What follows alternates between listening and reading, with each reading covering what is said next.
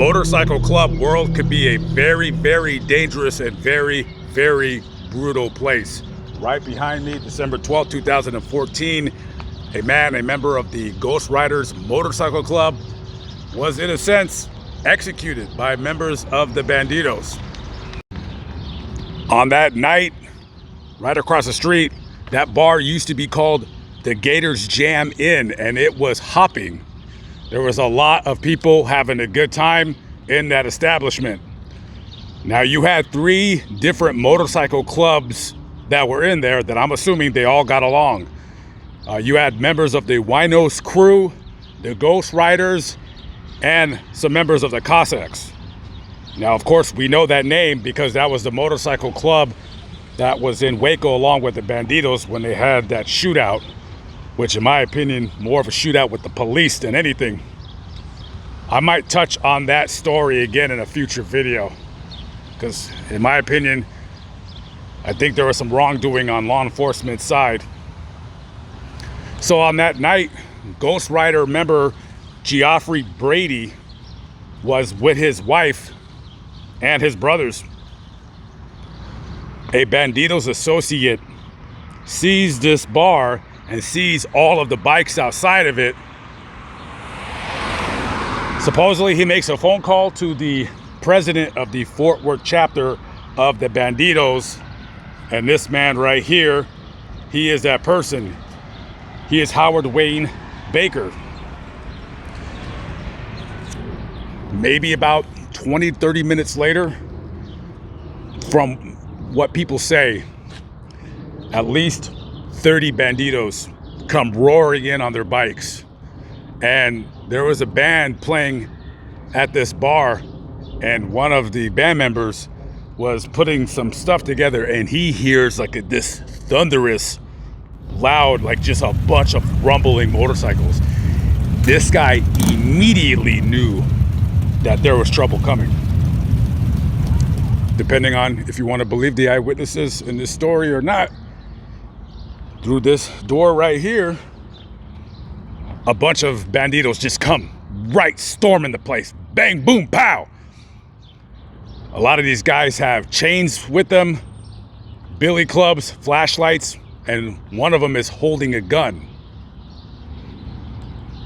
So everybody turns around and looks. One of the members of the Winos crew, immediately he gets cracked over the head. He didn't even know what hit him. It could have been a flashlight. It could have been a pair of brass knuckles. He don't know. He's out on the floor cold. And then you hear a bunch of screaming. Geoffrey gets up. And again, according to eyewitnesses, there's just a riot. Just beating up, fists flying, all this and that. They grab Geoffrey and drag him on outside right here on the sidewalk. Now again, according to eyewitnesses, when they dragged Geoffrey out here, he got a bunch of Bandidos, like 6 or 7 of them, and they're just circling him, and they're just beating him and kicking him and just hitting him with everything they got. And one of the Bandidos pulls out a gun, and another one pulls out another gun. Po-ho! Execute him right here where I'm standing. Now, by this time now, 911 has been called, and they're letting the Fort Worth Police Department know that there's like 25, 35 Bandidos. Everyone's out here.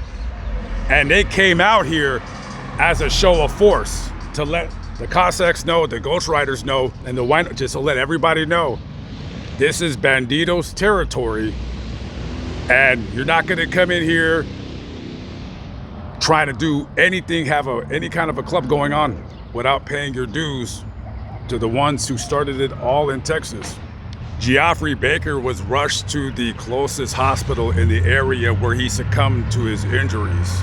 Now, later on, as the Fort Worth police officers are conducting their investigation, they get a call from a different hospital that there's a couple guys suffering from some gunshot wounds, a couple members of the Bandidos. So apparently one of the Ghost Riders in the bar pulled out his own gun and started firing back in self-defense.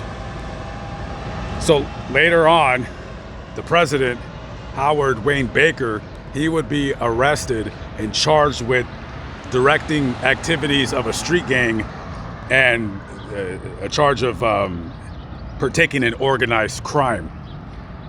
So his trial would probably, I think he went on trial, I think it went on for a couple of years because he had bailed out. His bail was only like I think it was $150,000. Two other Bandidos members were also arrested, Nicholas Pavendo and Robert Stover.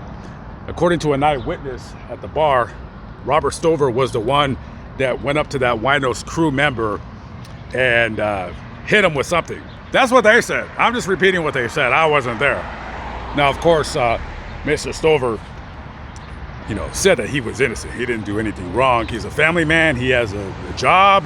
He doesn't have time for the shenanigans, according to him anyways. And Nicholas Pavendo, he's actually, I'm surprised to read his name in this story because he was a former Cornhusker football player, offensive tackle. Very big guy, very big guy. So a couple of years later, the jury ends up finding Howard Wayne Baker guilty in the organized crime charge and the directing activities via a street gang charge. And he's sentenced to altogether 45 years in prison. So at that time, I think he was, when he got sentenced, I think he was 72. So he ain't never getting out. He's going to die in prison. Now, I like to do my research in these stories because sometimes these stories, it's a lot of people that maybe they think they seen something, but maybe they didn't. I don't know. But I cannot find out what ended up happening to Mr. Stover or Mr. Pavendo. I'll put it up on the screen or I'll pin it in the comments if I do. I checked the Texas Department of Prisons or Department of Corrections website. I don't see any of their names in there. So I don't know if they were found not guilty or they put off their trial. I don't know. I see that Mr. Stover has some kind of a website or a web page proclaiming his innocence. If he's out there and he wants to talk with me, if he wants to do an interview with me, he should know how to get a hold of me. My email address will be on the screen. Hopefully I don't get too many death threats with this video. Listen, I'm just a guy here showing the scenes of crimes. Anybody out there, I'm sure you guys love riding motorcycles, but people know, they already know the rules. When you put on that bottom rocker, the Bandidos are already going to be stepping to you. If they see 2 or 3 guys riding with jackets, they're going to step to you. And sometimes people, a new generation of bikers, they don't want to adhere to the old vanguard, if you will. So you're going to have a lot of these stories of these bikers just having these confrontations, having these run-ins. Not really sure what that guy was about. I was driving a little bit slowly. I didn't really. Anyways, leave a comment below. Tell me what you think. I feel badly for Mr. Baker. I'm sure he knew what he was getting into, but to be killed like that in front of your wife, I mean, listen, I understand getting beat up. All right, you guys are in clubs, rival crews, so forth and so on, but to shoot him like that, like a dog, there's no cut, colors, jacket, whatever. There's nothing worth your life. And these guys, but they will tell you and they will tell me differently. They'll say it's worth their life. I don't know. You only got one life. Be careful, guys. I'm out of here. Catch you with you in the next one. Peace out.